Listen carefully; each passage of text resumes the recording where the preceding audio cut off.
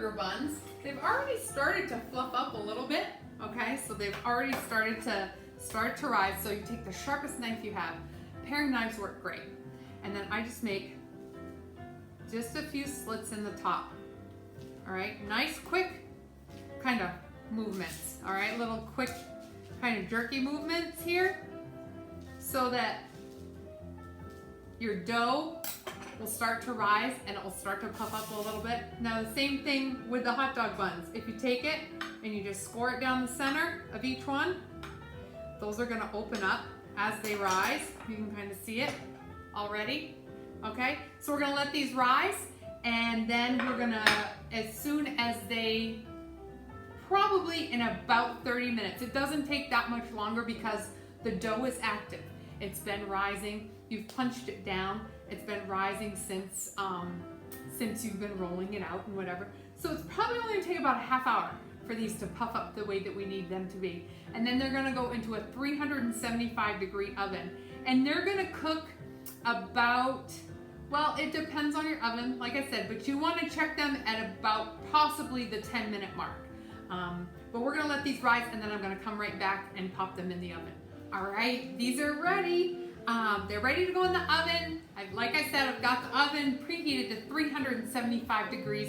These puffed up nice and good. It's nice and warm in here this morning, so I haven't got ACs or anything like that going on. So these puffed up in no time. So I've melted the 3 tablespoons of butter, okay? And I'm gonna just brush. I just put this in the microwave for about 20 seconds and then just kind of stirred it a little bit, and it was completely melted. So I just take a regular brush and I'm just gonna coat the tops of these buns with some melted butter. And then what we're gonna do after this is they're gonna go right in the oven, 375 degrees, between 12 and 15 minutes, right around there. All right, so I'm just gonna finish doing now. By buttering the tops of these, it just leaves them a nice golden brown color, and it also gives them a great shine to them as well when you go ahead and you pop them in the oven. Some people put egg wash on bread and things like that, but I tend to do butter. Butter, especially on rolls and buns, just the egg wash browns a little bit too much. Egg wash is great for pastry crust, okay? So when you go ahead and you want a nice golden crust on your pastries, go ahead and use an egg wash. But for breads and things like that, I do melted butter. So I'm gonna pop these in the oven for I'm gonna check them around between 10 and 12 minutes because I don't know how hot my oven's gonna cook them today. And then I will probably cook them up to 15 minutes if need be, until they're nice and golden brown on the top. All right, so we'll be back in a few minutes so you can see the finished product. All right, we're back. Thanks for hanging out with me. These buns came out perfect. So the hot dog buns, again, they were in the dish together so that they could kind of condense and rise up so that they wouldn't spread out. But look at these beautiful hamburger buns. They're so, so delicious. Now what I'm gonna do, they're super hot. They just came out, but they're nice and light. And I'm gonna go ahead and I'm gonna put them on this cooling rack.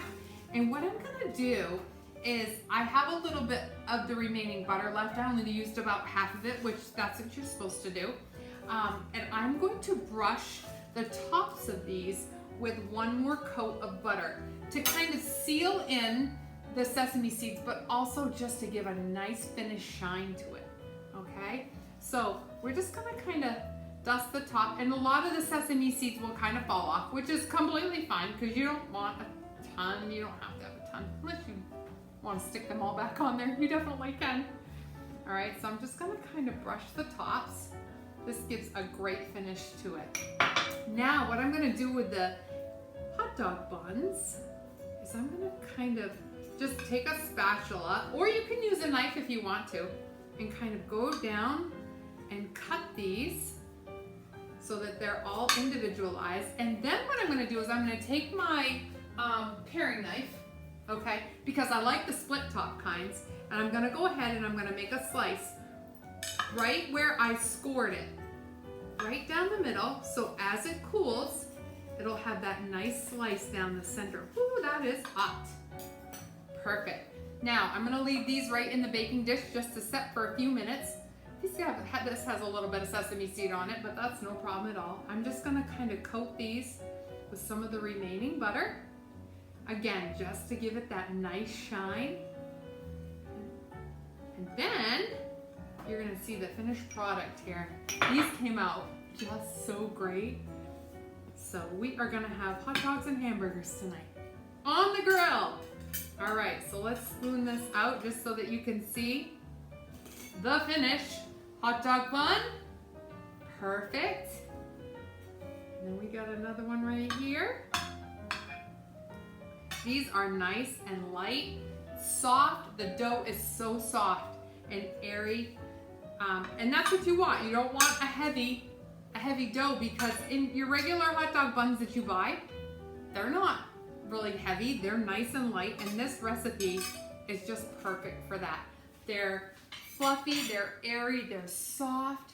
You put some butter on them. They have a great shine. You can store them in bread bags. You can make double batch, triple batch if you want. And what's great too, folks, if you're making like the little sliders for a party or finger sandwiches, reduce this to about 1.5 ounces of dough, okay? So if you take, or even 2 ounces, so you're gonna go maybe 1/3 or a little bit less than half, all right, of what you would normally use. Like one of these, I think we did 5 ounces, right? So that'd be 2.5. Well, if you cut that down by 1 ounce to like 1.5 or so, they make the little small sliders. Or what you can do is form them into a hamburger bun, like for a slider, and score the top just once, kind of like we did the hot dog roll, and use them as finger sandwiches. And you can make your own finger sandwiches. They're light and they're fluffy. They're not heavy at all. And they just make the perfect sandwich. So I hope you like it. It's a great recipe. Like I said, it's not that hard. It's got 2 proofing sessions, first in the bowl and then after you make it into whatever shape that you want. But give it a try, definitely. I hope you like the recipe. Don't forget, like it, share it, subscribe to the YouTube channel if you can. And there's all kinds of recipes on there. Stay tuned, the cookbook is in full swing. It's almost finished, and we're really excited to release that later this summer. So thanks a lot for tuning in, everyone. Don't forget, whatever you do, you make it with love. We'll see you next time.